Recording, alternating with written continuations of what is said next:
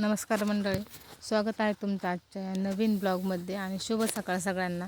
तर घरातली सगळे कामं आवरून आम्ही आता खत टाकून घेतो आहे सकाळी सकाळी, कारण नंतर मग कधी कधी लाईट पण टिकत नाही, त्यामुळं खत टाकून घेतो आहे.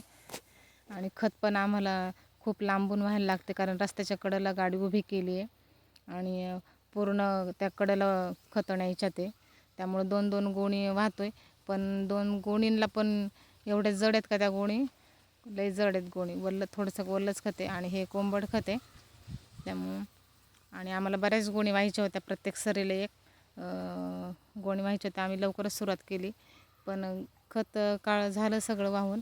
आणि गाडी बाहेर काढताना आमची टायरच फुटला गाडीचा. मग होतंच गाडीत सामान, मग ते लगेच आमच्या साहेबांनी लगेच गाडी खोलून घेतली इथं आणि दुसरा टायर पण बसून घेतला. आमचा मेकॅनिक सगळीच कामं घरच्या घरीच असतात आमची.